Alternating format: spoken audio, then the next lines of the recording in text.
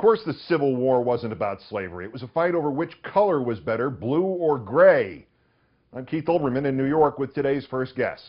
The new polling this week tells a terrible story of historical revisionism, rationalization, and lousy education.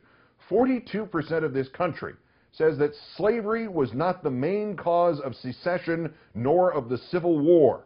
150 years later to the month, and we are collectively less honest with ourselves about our greatest American tragedy than we were as it happened. The greatest attack on this nation, the greatest attack on its freedom, the greatest attack on its independence, the greatest act of terrorism against the United States of America, the greatest act of treason, our nation at its worst. And 4 out of 10 Americans are willing to lie about its cause. That's right, lie. Because if you believe slavery was not the main cause of the Civil War, you are either lying or mentally impaired or a grammar school dropout. There are no other choices. You have doubts about that? Do not bring your doubts to me. Bring them to William Henry Gist.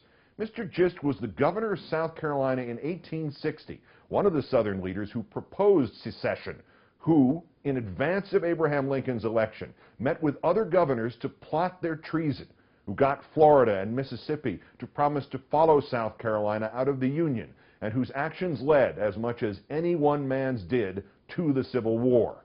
What did Governor Gist say about it? Let me quote from Adam Goodhart in the New York Times from December 3rd of last year about Governor Gist. In one address to the legislature at the end of November, he whipped up his listeners with talk of laws that would reopen the African slave trade, officially declare white men the ruling race, and punish, quote, summarily and severely, if not with death, any person caught espousing abolitionist views.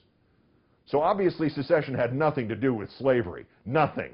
Laws passing summary judgment on anyone merely advocating an end to slavery in South Carolina, a death penalty for proposing the abolition of slavery, obviously those would have had nothing to do with slavery.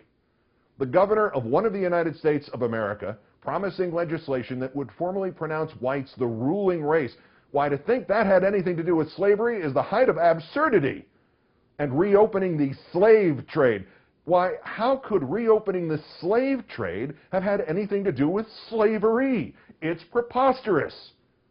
One more thing from Mr. Goodhart's piece from last December needs to be emphasized. It was about what happened in Charleston just before Governor Gist made his promises to that South Carolina legislature. Local militia had placed the American military arsenal in town under guard, ostensibly to defend it in case of a slave revolt. Well, that settles it. What would fear of a slave revolt have to do with slavery? In fact, what does slavery have to do with slavery? You make it sound like the words slavery and slavery mean the same thing. There is no gray area about why the Civil War started. None. The South seceded to protect and maintain slavery. Period. They would not have seceded over a federal tax on sorghum. This is not a debate. This is not a nuance. This is not an interpretation.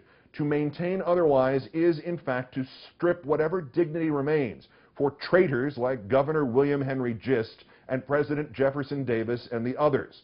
At least when they spat on this nation, when they took up arms against their own country and spilled the blood of those carrying our flag, they told the truth about why they were doing so. Their descendants are without facts, without dignity, and most importantly, without honor. See you in late spring.